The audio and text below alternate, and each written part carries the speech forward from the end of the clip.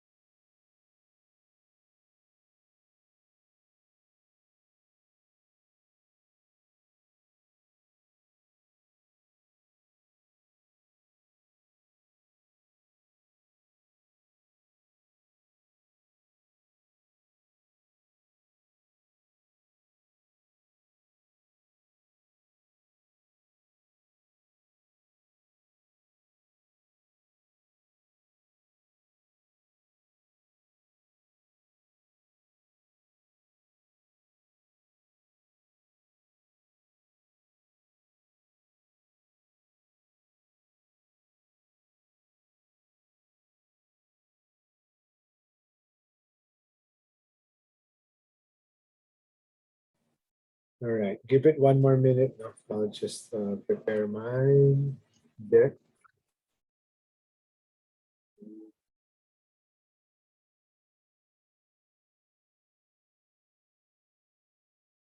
Uh,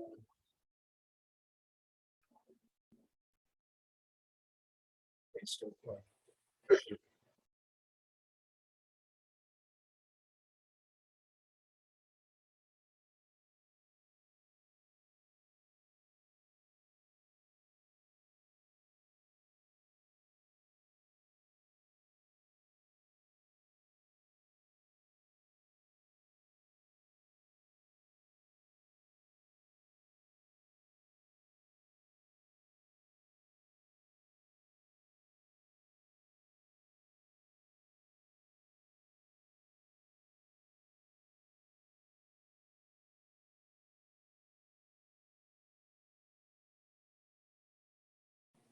Okay, sige. Good afternoon again, everyone. No, there's only four of us. Just wondering, no, I don't know if you guys can answer this. No? Just wondering, just curious, no, why a lot of students or your classmates don't join us. Do you have a very difficult course that you have to a class that you have to prepare for the next day, or just curious, no? Or are my sessions really that boring or not? I don't know if you guys can enlighten me. Just from your own observations or maybe conversations. Of course, I'll keep this confidential. I'm just curious, no, why we always get, we started okay, then it started going down to half, then less than 10. I'm just curious if you guys can enlighten me. Yeah. I figured the same. Because you guys are probably also a bit overwhelmed, no, coming from, yun nga eh, because I asked this to the other class, no? Parang, um, kasi some people like the semestral format. The problem is you have more classes at the same time. Yung quarter naman, it's super, I mean, the pace is super fast, pero you only have two or three at a time. So yun nga, I understand naman. Yun lang, I just wanted to verify. No? I hope it's not the class. No? I know it's not your major, no? But I really hope that more would show up. But no problem, of course. And I'm really thankful that we have the regulars here. No? Sige lang, no worries, no worries. And Sir, let me know also. Go ahead, sige. I can add then, yeah, sir. I feel like everybody's kind of burnt out already.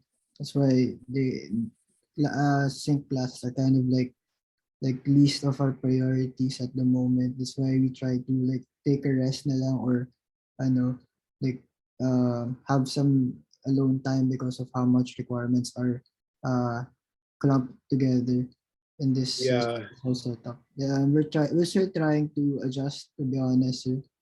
Kasi sir, we've been used to like the quarterly for so long na Oo rin. nga eh. Yeah, that's what I figured as well. No? That's why I got an email. No? They're doing now a survey, no, whether it would be good to have like what do you call this, like a break, a week-long break, similar to the previous semester, no? Para lang parang spring break or some sort, just to give everyone, no, students, faculty, some breathing room, breathing space, no. So yeah, yun nga eh. I figured as much, no. Yun nga, kasi you have from 2 to 3 classes that were really fast-paced. Now you have yun, 5, 6 lang. So, at the time, no. So medyo, sige, okay lang. And again, of course, synchronous sessions, even though we try to make it interactive, it's still different, no. It's still different, not the same as face-to-face. Pero sige, and thank you for that, no? So I just hope kasi na it's not me. I hope it's not the lecture naman. So I hope naman people are still learning on Canvas, which is more important than the synchronous sessions. All right. All right. Sige, we can start, no? Please let them know na lang that if they want, no, again, I post this naman every time, no, the following day usually, no, and especially the first part, no, I provide some announcements and even some reminders, no, or some guidance on your future assignments. So pakisabi na lang to your other classmates if they would want, and I share the deck anyway, no? So even if they don't listen to the lecture, the decks, especially the announcements, are kind of self-explanatory. So now, in terms of pacing, and I hope you guys are okay. No? The good thing with this class, this was initially really programmed for a quarterly class. No? But they told us, even though since you guys are having more subjects in parallel, no? It's the same. It's the same content. No? So that's why it's the good thing with this class. It's more spaced out now. But yun nga, module 4, if you're following the suggested pace, you should already be starting that. You should have started last Monday or about to start. And you have more than a month for this because it's really the longest module. No? But you know, my tip here really for people really is if you can't really cover the entire module, I hope you can, no? Because you know there's some interesting stuff there as well. You can share the load, no? It's what, for example, what law students do, no? They don't, not everyone reads all the material, no? They assign, no? Or you take care of this, you summarize it, and then we exchange notes. So, pwedeng ganun. But if you can, at least especially the videos, no?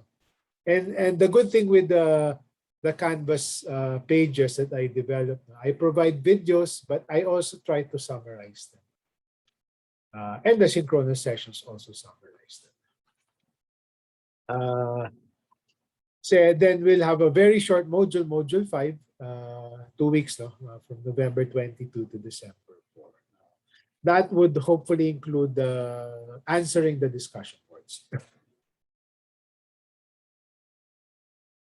Okay, so now again, your written outputs are 3 things na naman. first individual paper. The second is this second graded assignment, and then your final integrated output. So as I keep mentioning, the groupings will be the same. So you will stick to your NSTP final integrated output groups.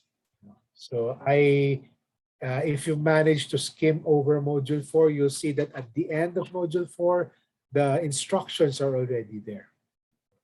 The deadline is still more than a month away from now. So November 22, end of the day, 11:59 p.m. So it's you submit it via Canvas. Since it's a group work, just choose one representative to submit. And the format again, it's up to your group, not more than 10 pages this time around, because it's a more complex assignment. Could again single or double space. That's up to you. Same normal fonts. You can do Arial 11 or Calibre 11 as well if you want. Any mainstream citation format is fine. And I forgot to mention this for the first assignment. Pero this time around, make sure the margins are reasonable. Set to normal, 1-inch margins, not narrow. Kasi some people, they try to squeeze in more text. But the good thing, really, what I'm also trying to do is help you guys strengthen your writing. Sa writing kasi, especially in your future careers, it's not how long you write. It's how punchy you can write. Less is more. If you can, the more that you can compress, the better. So I'm helping you guys also practice compressing things, writing better. Keep editing your work to make it shorter. So this will be interesting for many or most of you. First, for most of you, this will probably be the first time to actually critique a law. Critique a law, a particular law. So again, the guidelines, the guide questions are at the end of module 4. So even the group assignments. So I got this from NSTP previously, the groupings. I did not name it by the NSTP area kasi some NSTP areas I was told are still changing kasi nga they couldn't find the ideal we call this community. So nag-iiba-iba. So I got it by group leader. So yun nga. So some of you are group leaders. So si Timon, si Marco. So these are the laws that you will critique. Basically, strengths and weaknesses, and even recommendations in case it can still be changed. All laws naman can be amended, but it has to go through a process. So, So for example, you are policy professionals. You want to look at this: what's good, what's bad, what's lacking, what can be improved. And this, if you notice, these align with the 4 topics that we will be covering under module 3. Module 4, sorry. So rice tarification and agri-agra, that matches agriculture. I assigned the groups randomly. So I sort of picked one group and then matched it with a law. So randomly assigned. For fiscal, you have the train and the create law. And then Responsible Parenthood Act. And there's also a Magna Carta for MSMEs. So 6 groups aligned to the 4 topics. So again, if you're interested and you want to do it now, you can start the research now. The guidelines again are at the end of module 4. So I'm now planning to make it more easier kasi last semester, I didn't really have consultation hours for the groups. This time around, I'm still thinking about this. What I can do. Of course, if your group doesn't want to do any consultation, that's fine with me. Pero if you are interested, I may be setting aside part of November 9 after the lecture and November 16. 30 minutes each. Siguro, if the groups would want to ask me questions before you finalize your assignment, or if you want even to present initial findings, and maybe I can ask questions to sort of guide you better, that can be done. But of course, let me know if your group is not interested in doing a consultation. So class time natin gawin. So it's easier for you guys. Okay, just let me know if you guys have questions. So today, we'll cover the first part. We're gonna cover each policy topic per week. So the succeeding sessions will be public finance, population, and MSME development. So today we'll be talking about agriculture and agrarian reform. And this is actually required for all schools, actually. There should be an agriculture and agrarian reform topic as a core subject. All right. So this is just the basic outline of agriculture. It's quite long. This is module 4 is obviously the longest, and this is the longest among all the 4 topics. It gets shorter as you go through module 4. And then I promise you, I really tried to cut the content down. And I made many of the articles optional. Before kasi medyo required. But it's now optional. Many of the articles. So for agriculture, the main outline is basically, why are we even studying agriculture? That's one. Second, what are the key issues when it comes to agriculture as a development issue? Kasi yun nga, we studied module 1, going through problems, module 2, how do you measure problems, 3, paradigms. Now it gets very sector specific.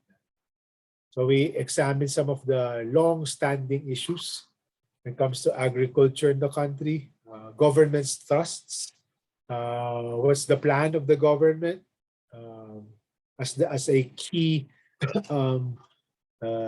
influencer with regard to economic development.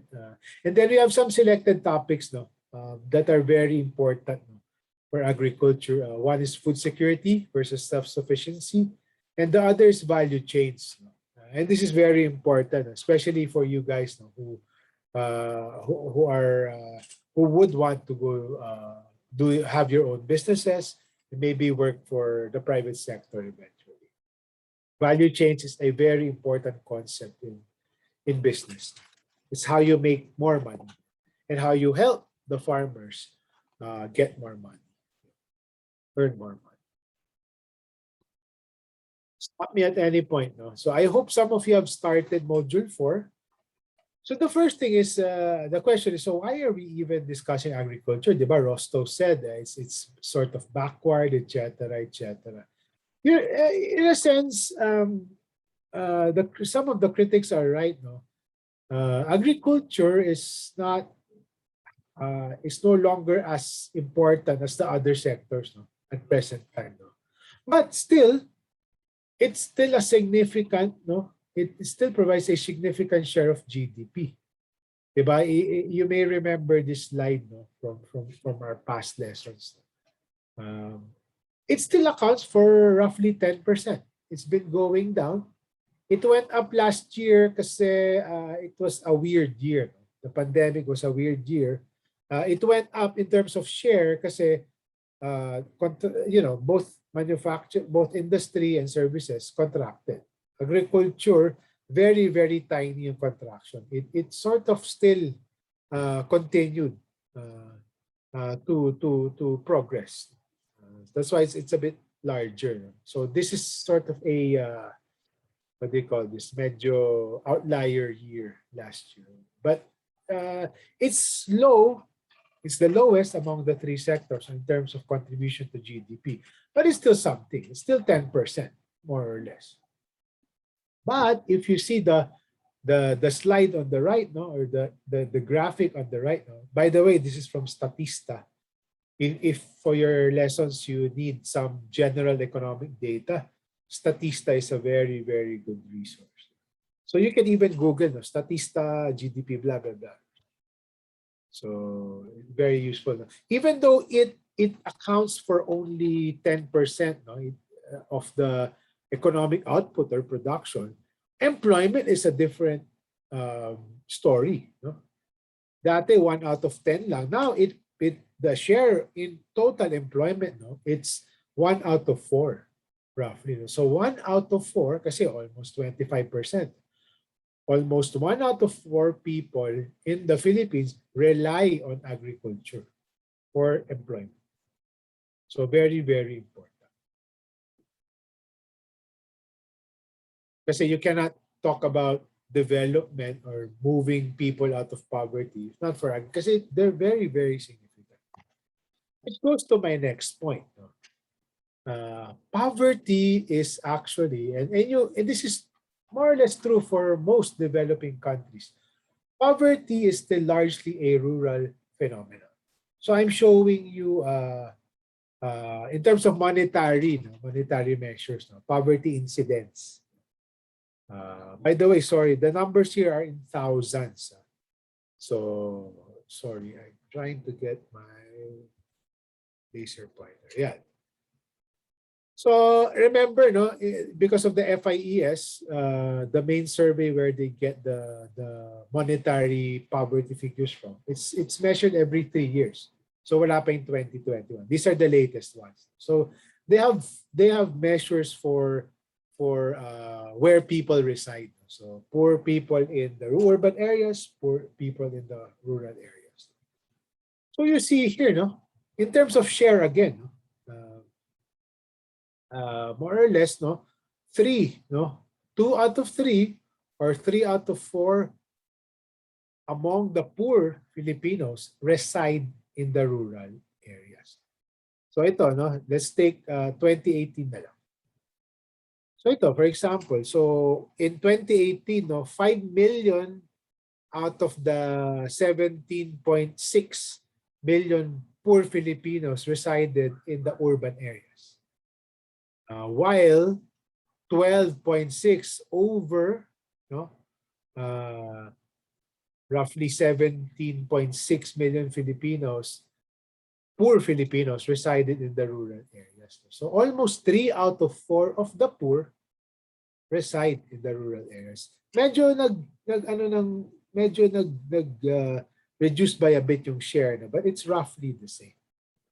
So poverty is still largely a rural phenomenon. Most of the poor you expect to be residing in the rural areas. 3 out of 4. Sorry, these are in thousands. And another important thing, no, the significance of agriculture is this chart. No? And this is a very useful chart. No? This was actually done a year ago pa. After a few months of the pandemic. So this shows basically, this column shows the share again of the sector, no, in terms of GDP. And this shows employment. And when you say forward and backward, this is actually a management term. I don't know if you guys have studied this in your, I think, 4th year pa yata for management students. So when you say forward multiplier and backward multiplier, there are sectors that you know, sort of are connected to them. So for example, agriculture, the backward multiplier is where does it source its seeds, its fertilizers, and yung backward multiplier. It's connected to that supply sector. Forward naman is where the produce goes.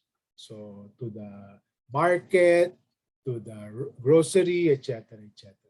So may multiplier effect, no? Meaning as a sector as it is, it already accounts for 7.7% of GDP and roughly 10 million Filipinos. Pero if you also count the affiliated sectors that it influences both backward and forward, both the supply and where it goes, multiply mo pa by 1.5 itong dalawa. And the good thing with agriculture, as we found out during the pandemic, you can still continue it, no? Because, for the infection risk is low, testing is not necessarily required kasi farm yan. So you can really spread out, no? Versus offices where it's enclosed space. Sometimes you're seated next to each other in the cubicles. So it's really good. It's the bright spot now. No? In 2020, if the livestock sector, the pork did not have the African swine flu pandemic, an animal pandemic, it would have gained. Kasi crops actually gain, etc., etc. So yun, that's one thing. No? But if you will look at the first row, parang, sir, konti lang naman. It's only less than 10%. No? Actually, no. The point about agriculture is, you should not be looking at this, the first row only. Because agriculture influences many of these other sectors. No? It contributes to food manufacturing. So if you add both, it's already almost 16%. Diba? Employment is 10%. It also contributes to, let's say, logistics, retail trade, restaurants, kasi you can't have restaurants without agriculture. So it's not just 7.7%. If you keep adding the sectors that it influences, you will see that agriculture pala can be a bright spot. It was a bright spot because pandemic or not, you can continue it. Plus, it's what do you call this? It's forward and backward linkages because many sectors rely on it. So it's a very important sector. On its own, you probably think, konti lang naman. Pero if you add up all the different sectors that rely on agriculture, it's actually an economic driver, especially for trade, no? Retail trade, mga grocery, restaurants, even logistics, no? Because, the logistics providers also earn money when they transport agricultural goods. No? So, yeah. So, a lot of linkages. Plus, during a pandemic, you can continue engaging in agriculture. Yun nga, as you saw, agriculture could have probably gone up, could have expanded in terms of GDP or what they call gross value added. But it did not because of the problems with the African swine flu. Sayang, no? But it was the best performer out of the three sectors. Crops actually grew 3.3%. In the past 10 years, agriculture either contracted as a whole, even before the pandemic, or did not grow, just kept constant. So, yun. Really, really the bright spot now, except for livestock. Kasi nga, even up to now, and ask your parents, that's why the prices of pork have been really expensive since the start of the year or late last year. Sayang.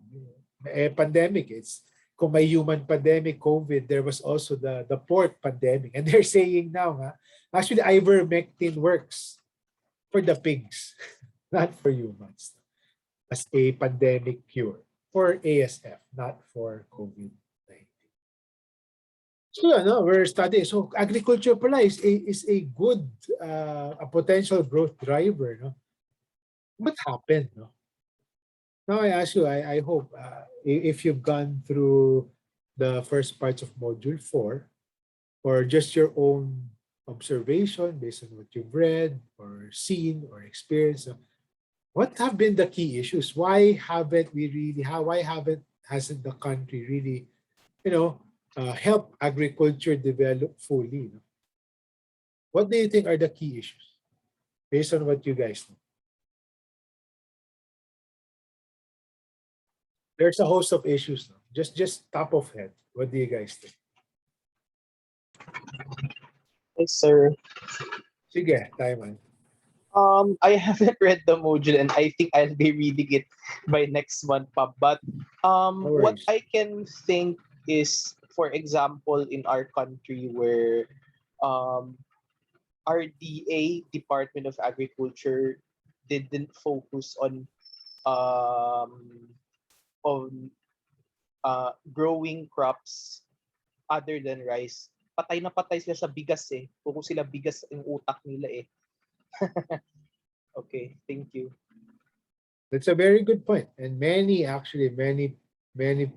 people have criticized the DA, no? Not just during this current administration, but even the past. It's rice and corn, actually, not just rice. Rice and corn.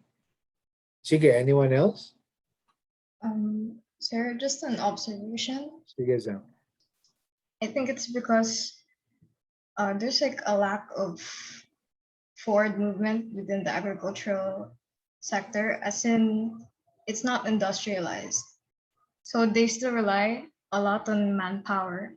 And for the manpower themselves, they're not being paid enough. Like this is based on a personal observation lang po. Because my family, we have some rice fields up in Ilocos, and from what I know, we're losing more money than we're gaining more money when we operate those rice fields, because it takes more to take care of it, to develop it, than it takes to actually get from the crops.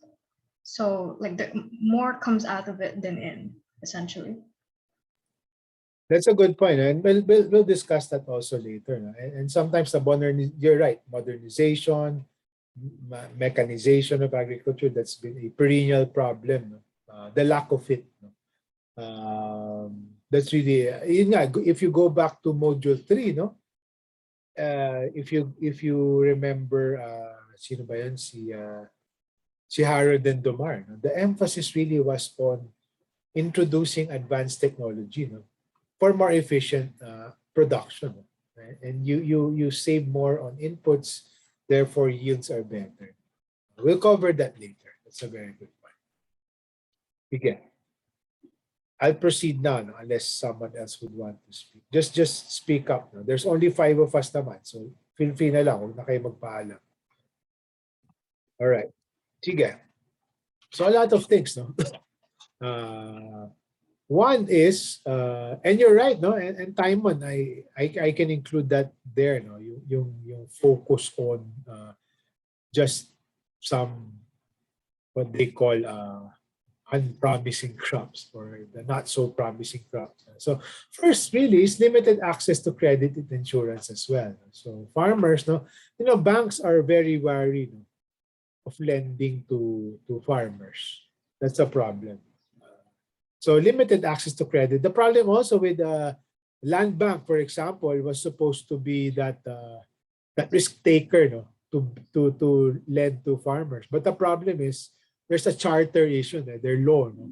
They're under the Banco Central, no? So they are supervised like any commercial bank. So once they engage in more risky behavior, that's actually against the law that created them. So medyo weird eh. Problema if you want, as Zam mentioned, if you want, let's say, to buy more mechanized equipment, the problem is sometimes you need puhunan or access to credit, but you can't get it. So that's one. And again, going back to Zam's point, low farm mechanization. No? Again, think of total factor productivity, think of the capital output ratio. And this is a perennial problem as well. Inadequate post-harvest facilities. Sabi nga nila, usually, no, from farm to, let's say, at least Metro Manila, no, or major capital areas, 30-40% of produce gets wasted along the way. Kasi yun nga, walang post-harvest facilities. These are drying stations. These are cooling, cold storage facilities, no. You'll see nga, yung joke nga dito, if you go to the provinces. My mom is from Pangasinan, so you'll see, no, solar dryer ang tawag, pero they're basically drying the palay sa sa roadside. So inadequate talaga nationwide. Irrigation, obviously, You need water for your farm. That has been a problem as well. No? Research and development, no? Yun nga, problem din to kasi parang naging stuck na tayo in the 67, the technology we had before. No? So not really infusing more modern know-how. No? Weak extension services. No? Ito, the premise was you have scattered across the country state universities and colleges. Pag state kasi like UP, that's basically owned by the government. No? So dapat, technically speaking, either the local government in the rural areas or the state college there or university should have a what they call extension service, no? Teaching the farmer good farming practices. But what ends up happening is that's not fulfilled. No? They usually just do research on things very academic, not practitioner focused. Wala. It's becomes weak, no? Hindi nakaka-redound to the farmer. And many rural LGUs, no, mga munisipyo, they have their own agri officers, pero sometimes they're not fully equipped, no, in terms of know-how, modern practices, etc. So wala din, weak din. Agrarian reform issues, we'll cover that later. No? Agrarian reform, as some experts would say, no, it's a mixed record. No? There were some benefits early on, pero there were also some. It caused also a lot of problems as well.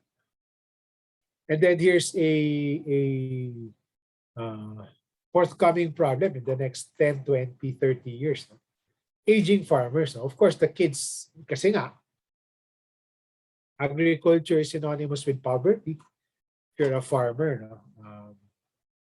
If you check out the statistics, I think it's somewhere in what they call this module 4. The PSA kasi sorry, I didn't have a slide here. The PSA measured poverty incidence by sector, no? By what they call basic sectors. When you say basic sectors, there's a law that defines basic sectors, meaning disadvantaged groups. No? So that includes migrant workers, indigenous peoples, mga OFW nga, farmers, fisher folk, urban poor, etc., etc. The poorest, no, those with having the highest poverty incidence are farmers and fisher folk. So, yun nga. So, ibig sabihin, there's less incentive for their kids. No? Their kids don't aspire to be farmers like their dads, seeing their dads or their moms having a hard time in the farm. Kaya it's aging, walang replacement.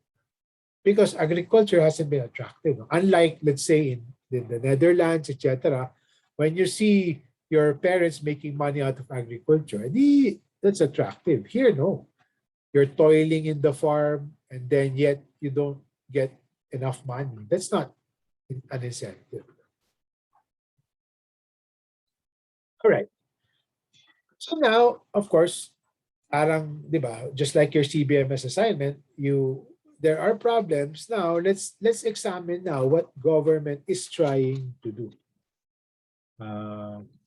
This administration, the quality of cabinet appointments is mixed. No? There are some really bad ones, but there are some really good ones. No? And quite frankly, no, Secretary Dar is one of the better ones, one of the really good appointments. The only problem is Secretary Dar took over midpoint. No? I can just imagine if he started in 2016. He could have done a lot of things, but he started just 2 years ago. I think it's too short. He's a technocrat. When you say technocrat, really solid guy. He has a PhD. He has rigor. He knows the proper techniques. He's very thoughtful. He's not a politician, populist. No, he will really think through things. So Secretary Dar. And there's a video actually on module 4. No? He has this 8 paradigms to level up agriculture. But let me just remind you, no, that any reform, no, that again, this is the problem with our term, presidential or administration terms. So sometimes, especially if you appoint a cabinet member late in your administration, that person can only do so much before things bear fruit. So ito, si Secretary there, sayang, no? Feeling ko, he could do so much more and the impact will be felt after a few years, mawawala na siya. Because all the cabinet members will probably be replaced with the next administration. Whoever assumes office in June 30, noontime, June 30, 2020. By the way, you guys, I hope you're all registered to vote. So 8 points, no, 8 paradigms. No. First is, again, modernization. No, must continue. No? So he's talking about, for the group that's tackling rice tariffication law, no, many people only focus on the tariff and import side, but the other side of the coin is also giving farmers more modern equipment, no, for better yields. No? So modernization is a key thrust of kasi yun nga, the more advanced technology you have, the better the capital output ratio or total factor productivity, better yields, better incomes you'd expect. So same thing, industrialization, again, you have to convert it into, we'll talk about value chains later on and value-added products. Industrialization, sabi nga nila, no, Rostow thought of agriculture as the very bottom of the 5 stages. No? Pero no, if you can find a way to industrialize agriculture, create something more out of it, more of value, no, rather than selling the crop, much better. So this emphasizes food manufacturing, you know, even yung mga high value crops turning like coffee or cacao, no, turning into very boutique chocolates, etc., etc. Promotion of exports, no, that's another key. No, the thing to is you have to find buyers, no, and we'll discuss this again later, no, for goods, no. So you both look in and out, no, to the extent that you can sell outside, the better. And the good thing with focusing on exports is not just extra kita for the farmers, no. It also incentivizes and forces them to ensure that the standards, the quality of their goods are better for export quality. Diba? So ano yun eh, at the same time, they can get more money. It sort of forces them and incentivizes them to upgrade their quality standards. And hopefully supported by government or other players for modernization. So it ties here as well. Here we'll talk about this later, no? When we talk about agrarian reform. Consolidation of small and medium-sized farms. And this is true around the world. No? It follows the concept of economies of scale. No? And this is true for many crops. No? Many crops, it would be more profitable for farmers and agribusinesses if you have larger land sizes instead of smaller ones. Kasi, for example, if you buy a tractor, mas masusulit mo siya, for example, no, if it's a larger field, for example. So there are other examples here. And I have a video on Module 4 on economies of scale. I'm not sure if you guys are familiar with economies of scale. But if you want to know more about it, there's a short video there. Basically, kasi economies of scale is, sometimes if it's a larger, let's say, factory or a piece of land, no, you can save more on inputs. No? It makes it more efficient. Mas sulit. Diba? So for example, yun nga, so just an example of economies of scale. No?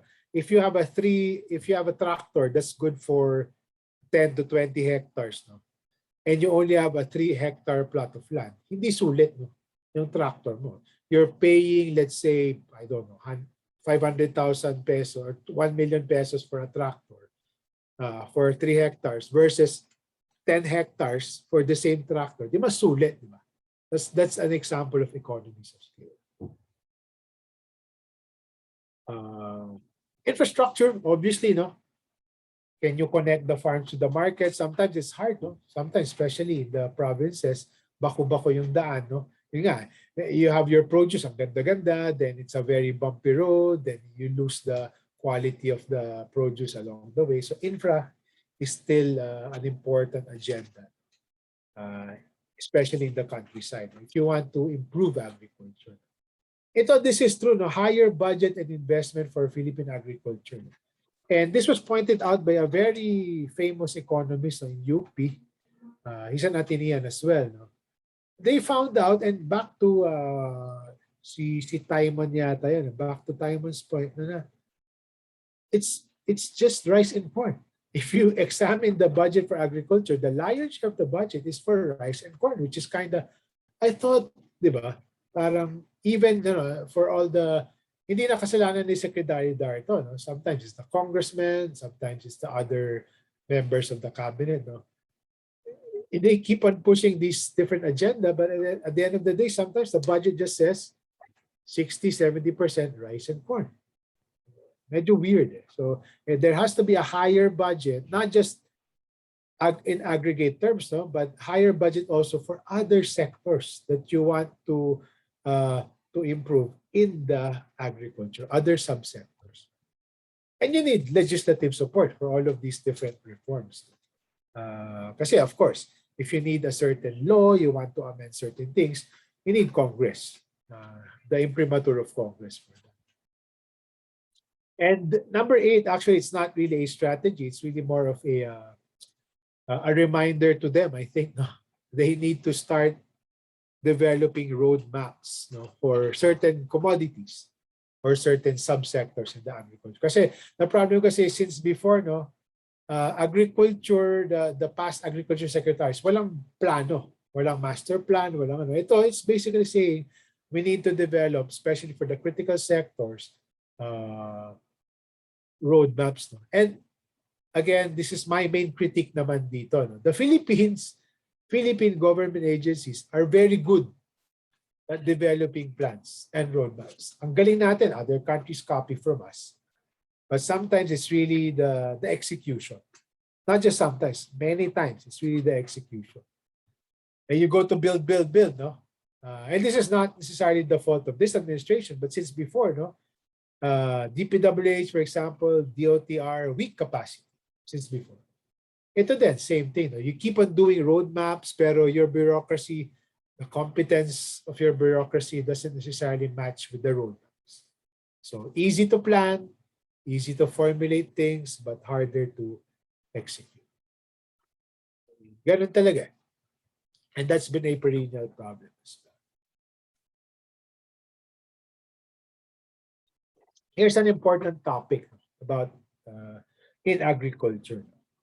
Food security versus self-sufficiency. And the Ateneo Economics Department has been sponsoring some webinars in the past months on food security. Kasi for some reason yata, it's the UN's year of, I mean, the UN is big on food security these days. So can anyone, no, even if you haven't covered this on Canvas, no, what's the difference between food security and self-sufficiency? Sir, And what you aspire for? Sige. sir, based on the meaning, I'm for self-sufficiency is that you can procure your own food. You don't need help from anybody, or like you can create your own food. While food security is the availability of food provided by others. I believe, or like the access to the food is available. That's it. Perfect, no? So, perfect. So, self-sufficiency is, you're right, no? We don't need to import. We're self-sufficient. We grow what we eat or what we need. Diba? Food, whether it's expensive or not, whether it's inefficient or not. Food security naman is, it's there. No? Regardless if the country produced it on its own or you got it from somewhere else, you imported it. Import kasi is you bring things from outside. Export is you sell things outside. So there's a basic food security framework from the UN, UNICEF. It's availability, it's in the country, people can access it. It's useless naman kasi if it's available, but many people can't even get it. So access also, no? Is it cheap? Is it affordable? Is there a proper road leading to it? Can I access it? Kumusta ba ang logistics, no? Can I ship it from X to Y to Z? And I could use, no? So it's also accessing and then eating it, no? And stability. Baka mamaya seasonal lang, no? This month okay yung supply, the next hindi. So stability. So these are 4 different things. So, and I have an example later on for you guys. And for the group that's handling the rice tariffication law, this is a very important framework. So if you are in that group, please pay attention to this particular framework. So, the problem here is, and you know, many have been saying, no, it's very romanticized to say, no, oh, we can grow what we need. No? But the problem is sometimes it's more expensive or more inefficient. Di ba? Parang pride yun if you think about it. Singapore, for example, no, I think they import majority of their food requirements. There is food security. Kasi because of the scarcity of land, no, they don't really have a lot of agriculture plots. No? The problem is, the good thing with Singapore is they're secure. No? Kasi their trade borders are open. But the problem is, yun nga, sometimes there are also challenges. No? Sometimes they're at the mercy of global prices. So meron din siyang issues. No? So hindi naman perfect. It's not super clean. But again, wait lang. No? Someone is... Oh. Ayun, si Timon. So sometimes there's also that trade-off. No? And we're not saying it's one over the other. No? Countries can strive for self-sufficiency for certain goods or majority of goods if they can, no? While at the same time addressing food security. No? So I'm tempted to talk about the rice tariffication more, but yun, ayoko na. No? I just go to pork. And if you are part of the rice RTL group, then that might be useful as well. This is relevant now. Ito, just to provide an example. I don't know if you guys are involved in your parents' grocery shopping or you yourselves go to the market or the supermarket. Grabe, no? Since December and even, talagang start of the year, this year, prices of pork really skyrocketed. Markets, wet markets, grocery, grabe. You go to the, and you go to the last part of this. No? I copied this. I took screenshots of the Business World article, which came out 3 weeks ago, 2-3 weeks ago. So when this was all happening, January prices were really super high, parang karne na siya.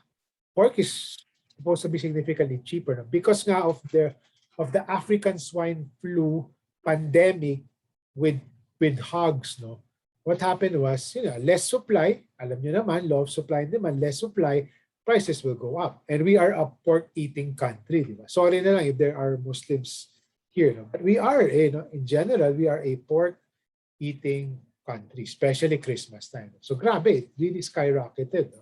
Dati kasi hindi pa umaabot ng 300 pesos yan, even if you go to the fancy grocery stores. So one of the solutions was just follow this laser pointer. There was an executive order kasi we have quantitative restrictions when it comes to imports to protect, of course, our local producers. Pero kulang na nga yung supply. So what happened was, they reduced the tariffs, meaning when you reduce the tariffs, lower na yung price, you can get more imports. And the more supply, you'd expect prices to go down. And it actually did. It actually did. So, yun nga. So ngayon, 280 na lang and 340. And the frozen ones are even more, are even cheaper, no? So that's a good example of the trade. And the problem now is the livestock producers naman are complaining, kami naman nalulugi. No? So, and this is very relevant to the price tariffication debate as well. No? So, it's not easy to strike a balance kasi there may be some losers as well in the process. There may be gainers, there may be losers on both sides. No? And that's a problem. Pero if you're all about food security, for the majority of the population and majority of the Philippine population eats pork, then you may have to have some trade-offs. So in this case, to ensure food security, that the prices of pork and the pork is more available, supply is more, prices are more affordable, you import. And then at the same time, DA is trying to repopulate the ASF-free livestock population. So eventually, magiging, to a certain extent, self-sufficient na, to a certain level. So yun nga, there's a trade-off sometimes. Sometimes you have to choose one over the other, depends on the time. But you can also target both, no, at the same time in parallel. And this is being done right now. So again, law of supply and demand, more supply, lower prices. So that's the basic point of food security.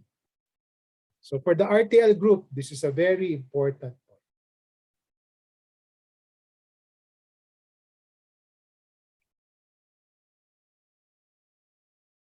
All right, let me know lang if you have questions or comments. Another important lesson in agriculture is the importance of scale. Yun nga, it's all a matter of economies of scale. So they've noticed, no, and these are based on empirical studies, larger land sizes are more productive and more cost efficient. Alam niyo naman, as businessmen, future businessmen and businesswomen, business people, lower cost efficient, diba? Lower costs can mean higher profits, diba? Higher incomes, no? For the farmer. So it follows the principles of economics of scale. Yun nga, if you have a tractor, no? For example, you buy a tractor nga for 3 hectares versus one tractor good for 10 hectares, mas sulit doon. Becomes more cost efficient. And the current thrust of DA now is on land consolidation, which is related. No? It's our last topic for agrarian reform later. But we'll cover this later. The importance of scale. Basta tandaan nyo, in many crops, no, and this is empirically proven, no, around the world, not just in the Philippines, but also in the Philippines, for farmers and for agribusinesses, it's important that for some crops, the land sizes are bigger, hindi yung smallholder farms.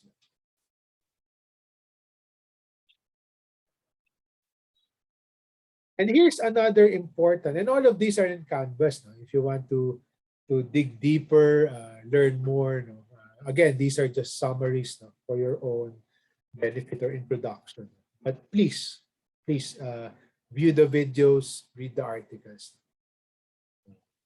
And this is important for you guys. No? The concept of value chain is not just confined to agriculture or agribusiness. So the key question now for agriculture is how can farmers, who are generally the poorest among the disadvantaged sectors, no, how can farmers realize increased incomes and make the sector more productive? There are three, for me, no, there are three main pathways. One is you shift to high value crops. Yung nga, sinasabi, puro rice, puro corn, ano na yan eh. The problem kasi with rice is, yun na nga, even if we impose taxes on incoming rice, sometimes it's still cheaper than local rice kasi inefficient. We've proven that, you know, even if we focus on rice for the last decades, no, inefficient pa rin yung production and it's still generally expensive than outside. No? So the point sometimes is if a farmer would like to raise his or her income for the family, you shift to a more profitable crop, what they call high value crops. There are high value crops right now. That's coconut, cacao, coffee, etc., etc. So of course, does it mean that you can just replace, let's say, rice or corn, no, with any crop? Of course, kailangan may match yung soil type, etc., etc. But the general guidance is you shift to high value crops, no? The high value crops can earn more money. That's one. The second, and this is a very important discussion when it comes to agribusiness or business in general, is participation in value chains. Now, I will explain, and you ask me lang if it's not super clear. I'll introduce you to the basic concept of a value chain. And just to distinguish between a supply chain and value chain. Supply chain kasi, since you guys are going to be business people, supply chain lang naman is how I will transport good X to good A to good Z. Maraming points. And yung supply, I pass it to this, ito yung hub, punta ako dyan. The main difference between the supply chain and value chain, of course, there are overlaps, is supply is, the good is not necessarily transformed from one hub or one transshipment point to the other, to the next. Sa value chain kasi, kaya nga value chain. So the good actually is transformed into something of higher value. So ito, for example lang. Ano bang maganda example? Ito, coffee or cacao. It's pretty much the same thing. Disregard this, no? You don't have to deal with that. So farmers, let's start with the farmers. Farmers, they plant, let's say, a cacao bean.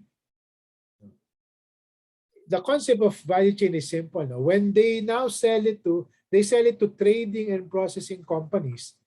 These processing companies, they buy from the farmers the raw bean. Wet bean yata tawag. What these companies do is they transform this wet raw cacao bean into a dry, what they call it, fermented bean. May process yun before you can use it for baking or cooking. So there's a process. So they process it into, let's say, raw, dry fermented cacao bars. Ganun na lang. Sorry, hindi naman ako talaga chocolate person. I like eating it, but I don't know the nitty-gritty. So the farmers from the raw crop processed into something, again, going back to the point of industrialization and manufacturing.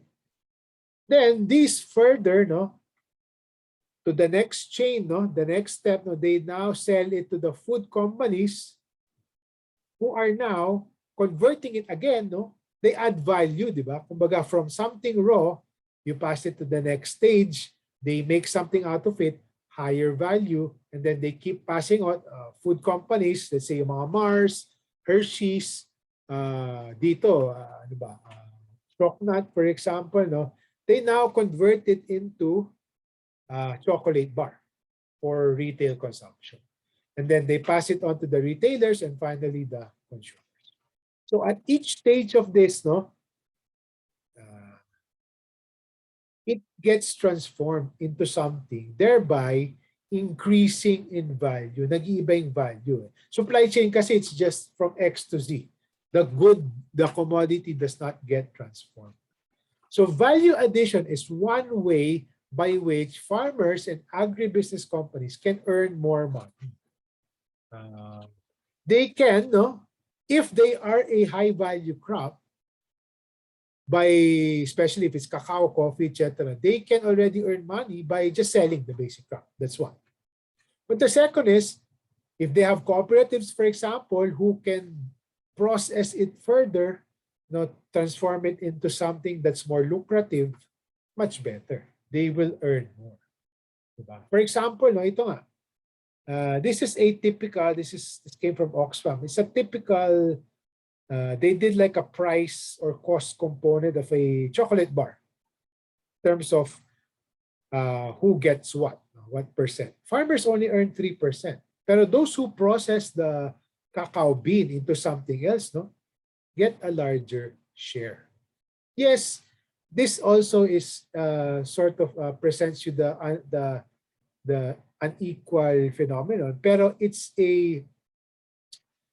also presents a, what do you call this, a reality that those who just sell the basic commodity earn less than those who process it into something else for consumption. The more that you can add value, convert it into something more lucrative, the better. So yung sinasabi nga natin, no, sometimes farmers are at the losing end. It's really the trading companies or the food companies that make more. Then maybe the farmers through cooperatives, for example, can also engage, move up the value chain, as they say. Sila mismo mag-engage in value-adding things like food processing, etc., etc. So yan usually yung role ng cooperatives. No? Kasi as individual farmers, medyo it's hard for you to process food. That's where the role of cooperatives come in. In my ECO and MECO and ME classes no, last SEM, I also have a session on cooperatives. Pero kasi they already covered some of our topics no, for their other economics classes. Kaya medyo iba. No? If you're interested in the cooperatives, in cooperatives, no, let me know. I can share some materials with you. Just let me know. Email me or something. So that's the second thing. No? So farmers can earn more money if they shift to high-value crops. Second is they participate in value chains. No? Either selling the basic crop kasi nga mas high value crop na yun, or they engage in industrialization, whether it's not necessarily the sophisticated kind, but some value added work. And the third thing, really important, and this should be when you're in your fourth year, no, you'll be, kasi kami, I was a MECO student, no. We had management classes as well during our fourth year. We created our own business. Wala pang JG Som at that time. So, but we had management classes. First semester, it was all about business planning, etc., etc. Second semester was about executing, no, operating that business. And remember this, no, when you do the market analysis in your fourth year, no, this is the first thing that you have to scan the sector. No? Make sure there's a market. Make sure may bibili. It doesn't matter if you think your product is is really good, really innovative. But if no one will buy it, if you scan the market and you don't see potential buyers, useless. So you'll just lose money.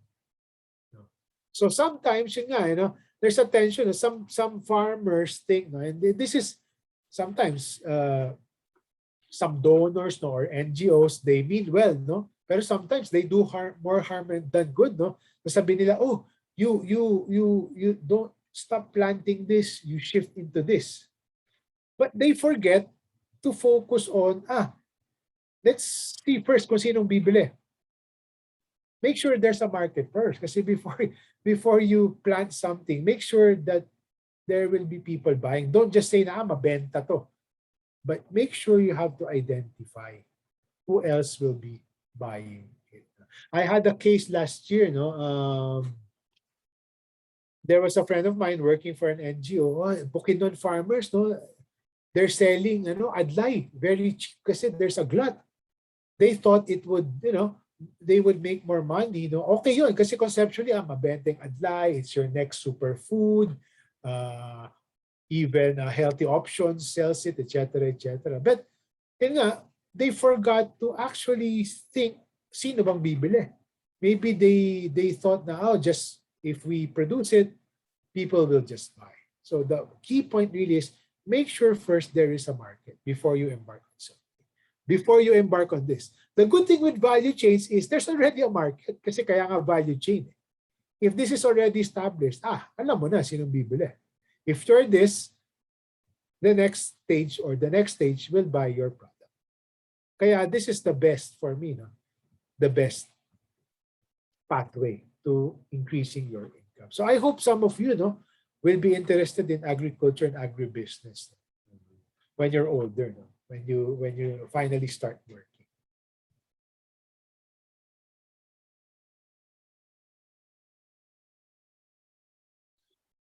Okay, the slides on carp, no, and I want you guys to really learn more from Canvas here, no? And this will be just a summary. The last part of agriculture, related to agriculture, is agrarian reform.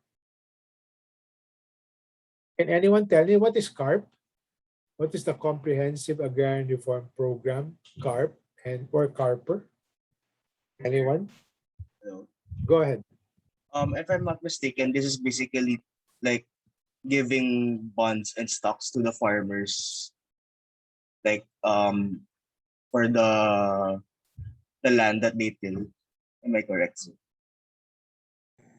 Actually, it's more than stocks and bonds. It's actually giving them the land.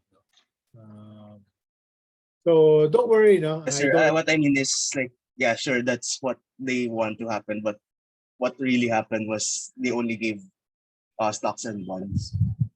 That's Hacienda Luisita. But in general, no, CARP actually was the program since before was able to actually give the lands to the people. In some cases, you're right, no, there was like a workaround, no, especially in Hacienda Luisita, where instead of giving the actual land, no, for some reason the court sided with them, saying, pwede yan. So they just gave equity, stock and bonds to that. Pero in most cases, to be honest, the lands were actually transferred to the farm. So this is an additional background. No? So before, no, in terms of equality, they were saying, no, the farmers, no, they toil the entire day, but they don't own the land. No? They have their masters. So initially, this was piloted before in the rice and corn lands. So we'll be distributing from the landowners, of course, with some compensation. We'll be breaking up your lands. No? And then we'll be actually giving it to the farmers, no? 3 to 5 hectares. In some cases, it's individual families. In some cases, what they call this agrarian reform communities. Very, very difficult program to implement. But then, you know, they decided, no, in the 80s, no, let's expand this to more. Let's cover the entire country, no, and not just rice and corn, but all crops, no. So if a family has a large hectare, we'll splice them up. You can have up to 5 hectares. The rest will give it with compensation, of course. We'll give it to the poor farmers. We'll break it up for equality, so that the poor, the farmers, can own the piece of land. That's CARP.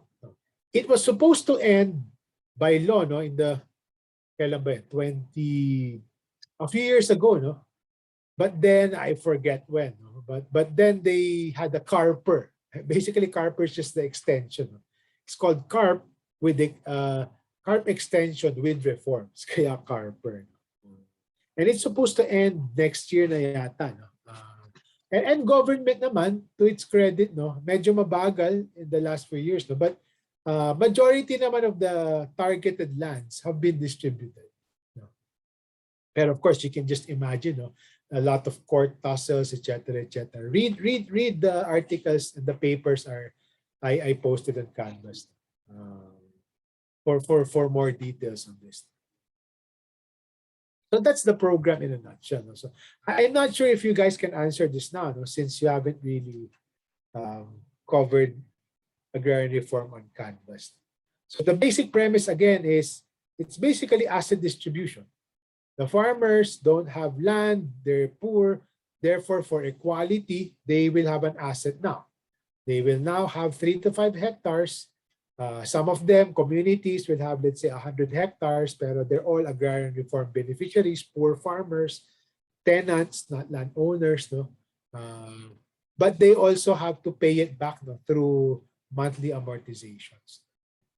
So that's the history of CARP. And it's still being implemented up to now, although more slowly, because the bulk of the transfer of lands already happened the last 2 decades. It started in the late 80s.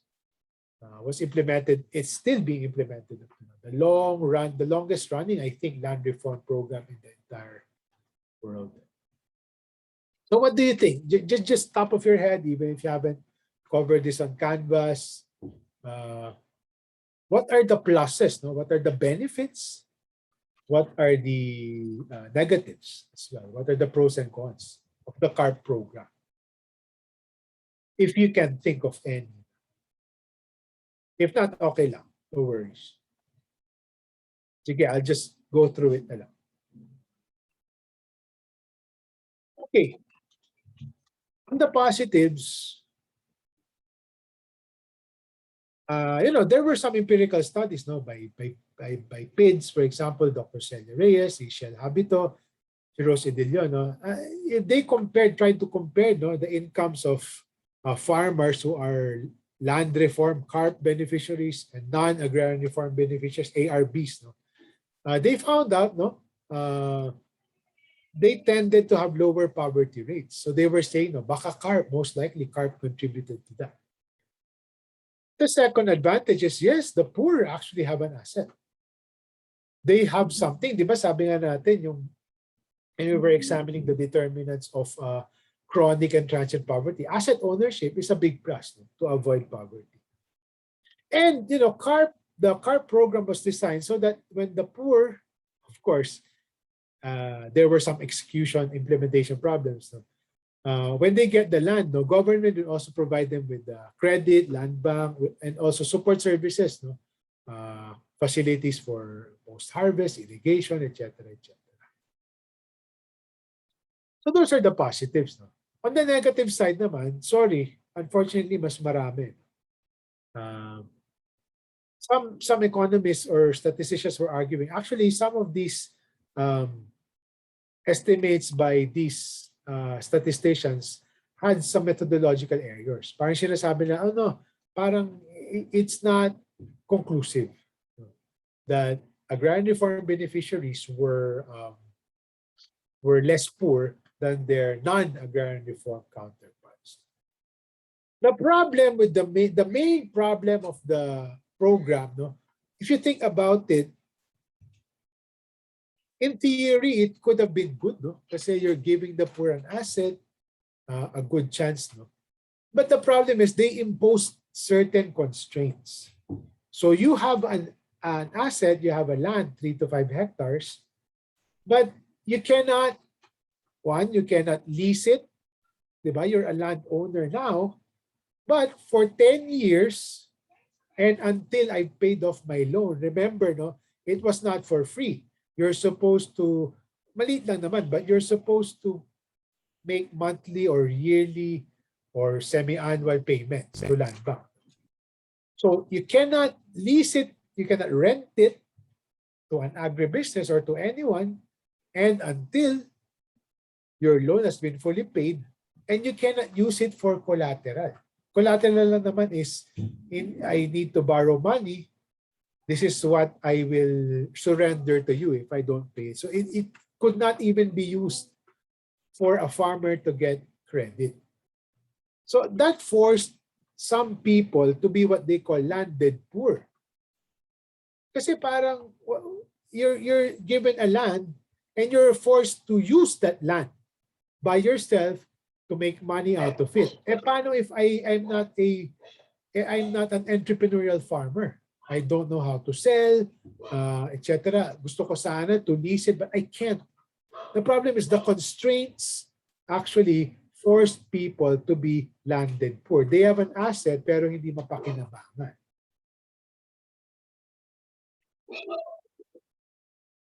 Any questions? Sorry, Marco, did you unmute yourself?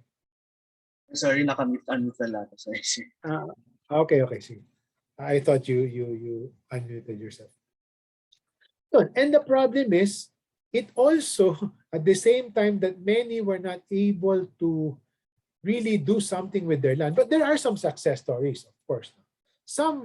It also led to indebtedness. Kasi nga, even though the government will say, maliit lang naman yung babayaran, and they're poor in the first place. No? Sometimes they can't, they can't meet the monthly amortization or semi-annual annual amortization. No? So all the more that the land is locked and they can't use it as collateral.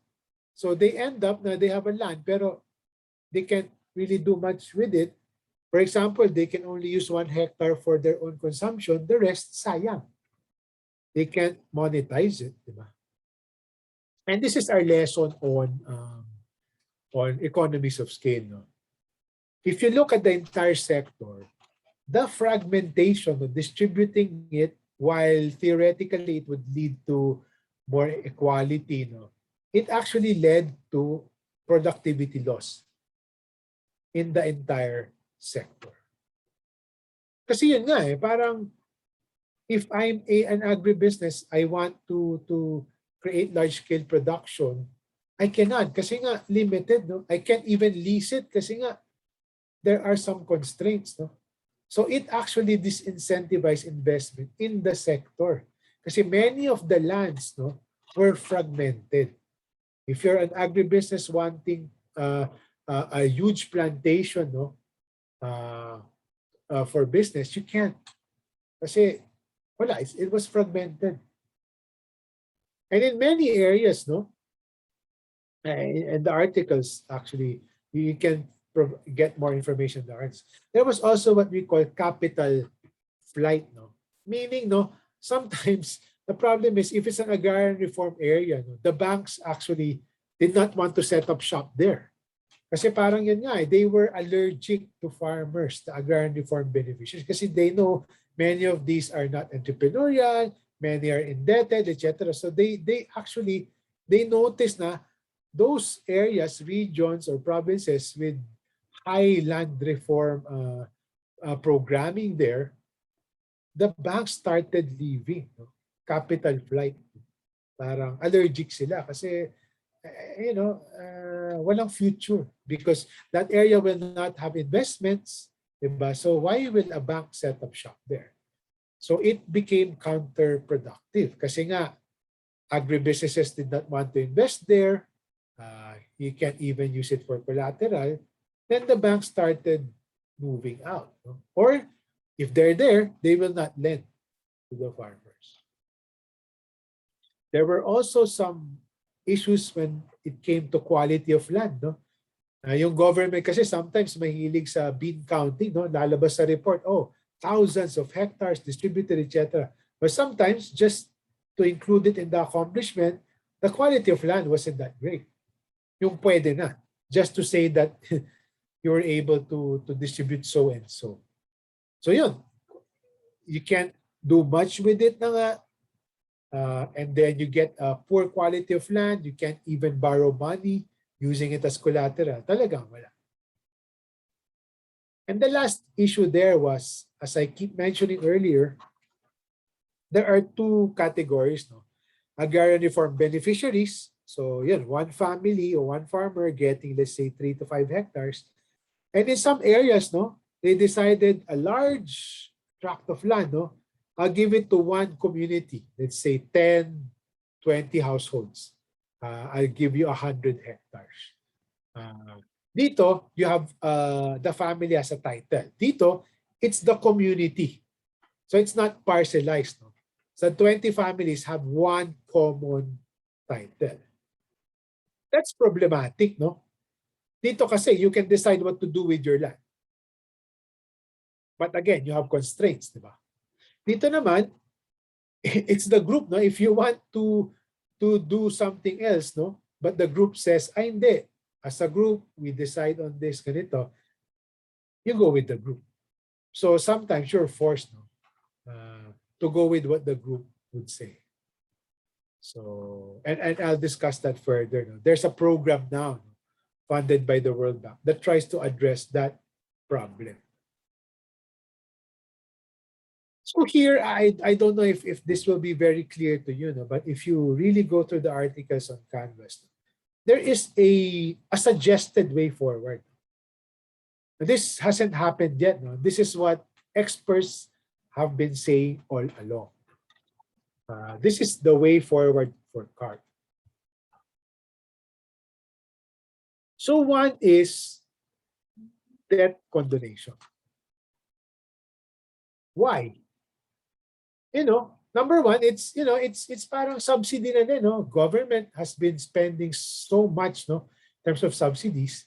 They actually computed the cost of condoning the debt. No? Actually, it's not that high. And the important thing of condoning the debt is when there's no more debt, di ba? Dito yung constraint, no? And until loan has been paid. If there's no more debt, then they can do what they want with the land. They can lease it now, no? They can lease it to an agribusiness, another person. They can make money out of it if they're not entrepreneurial. It frees them up from being landed poor. That's what a lot of experts have been. For some reason, policymakers haven't done this yet. Sayang. They're afraid naman na the farmers naman will be abused by the agribusinesses. But sayang. Some farmers really, and there's already a black market for this, no? And it's already happening in some cases, no? They're under the table leasing their land. Pero this is for me, no, and I agree with this. No? Just forgive the debt. And by the way, Land Bank incurs a lot of operational costs just trying to chase the farmers and trying to go to the farms and get their money, etc., etc. To what end, no? And it's peanuts compared to the entire set of subsidies that government is paying for anyway. So you free that up, you give the farmers more flexible options. And the second is, especially for agrarian reform communities, no, yung ARC versus ARB, no, for those who have community titles, the DAR, no, Department of Agrarian Reform, is now implementing a project funded by the World Bank called Split. They try to parcelize, no, divide community titles into individual titles so that the farmers can do what they want with their own parcels of land. So yeah. So this is, for me, no, of course, other people may disagree with me, but so far, I agree with the experts who have been proposing these two things, especially the first. Basically, the basic principle is give the farmers maximum flexibility on what they want to do with their land. When you condone it, then all of these constraints are no longer there. Then they can use it for collateral. They can now go to the bank and collateralize it, etc. So a lot of these problems can be solved. Of course, not overnight, but at least it gives them more flexibility, better chances. So that's it. That's for agrarian reform. And that ends our session today. So I suggest, no, since this is a lot of information, I suggest that you gradually cover all of these on Canvas. It's a very meaty topic on Canvas.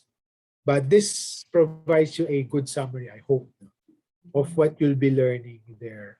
And most of you, I expect, no, since you guys are swamped with different subjects, have not started it. Okay lang yun. But I hope you can slowly do it. If you can do it week by week. No? So one topic, agriculture, agrarian reform this week. Next week naman yung public finance, etc. So you can, you can pace yourself. All right. If you have questions again, let me know by email. If you want to do consultations, last semester there was a student. No, he was very interested in these topics. No, he just wanted to chat, no more about. So we had a live conversation. I was answering his questions. You can do that if you're really interested about certain topics. Feel free. No worries. Okay, any questions? None on my answer. Okay, have a good evening, guys. I hope you guys are staying safe. Ingat pa din, even though the cases are going down. Okay, have a good night. Have a good dinner. Thank you, sir. Night, Thank you, sir. Thank sir. you. Yes, sir. Thank you, Good sir. night. Night.